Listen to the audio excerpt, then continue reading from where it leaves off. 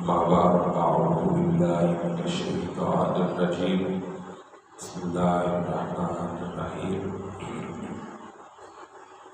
فإن لم يكن له ولد وورثه أبواه فلأمه الثلث وإن كان له إخوة فلأمه السدس من بعد وصية يوصي بها أو دين آباؤكم وأبناؤكم لا تدرون أيهم أقرب لكم نفعا فريضة من الله إن الله كان عليما حكيما.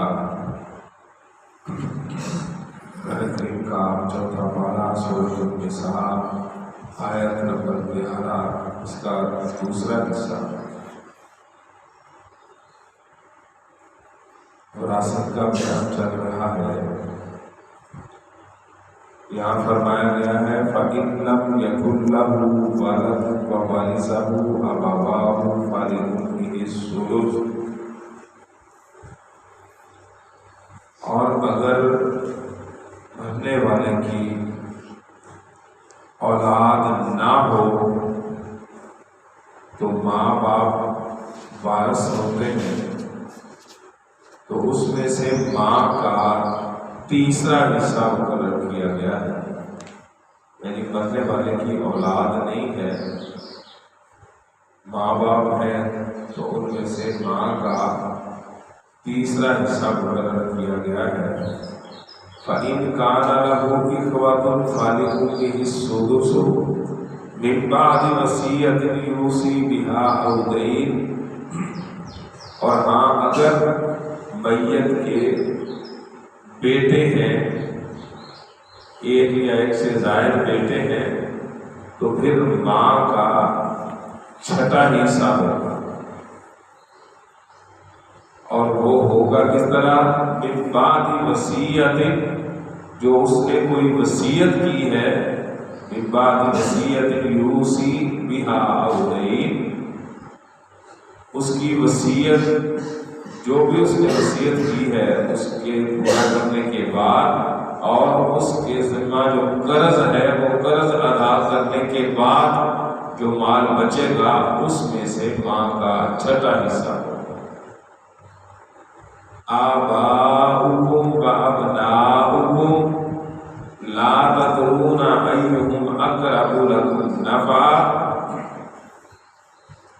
اور تمہارے باپ یا تمہارے بیٹے ہوں، تمہیں نہیں معلوم کہ ان میں سے زیادہ نفع کون دینے والا ہے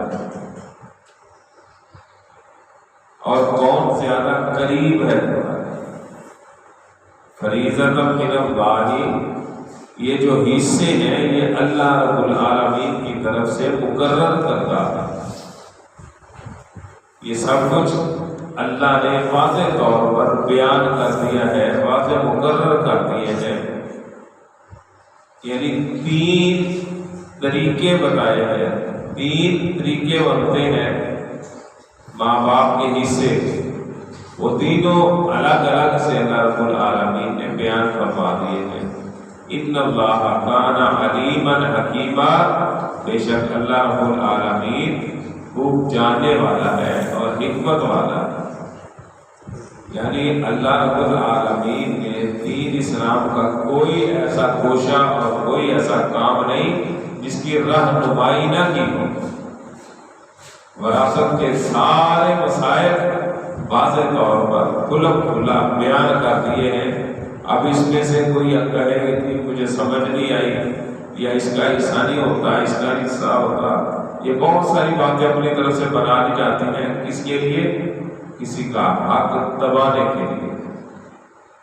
تو کل کو اللہ کے دربار میں کھڑا ہو کے بندہ یہ نہیں کہہ سکے گا کہ یا اللہ مجھے پتہ نہیں چلا، میرے پاس علم نہیں آیا.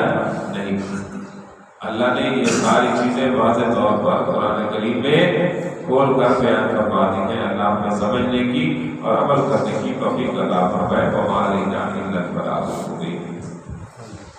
الحمدللہ.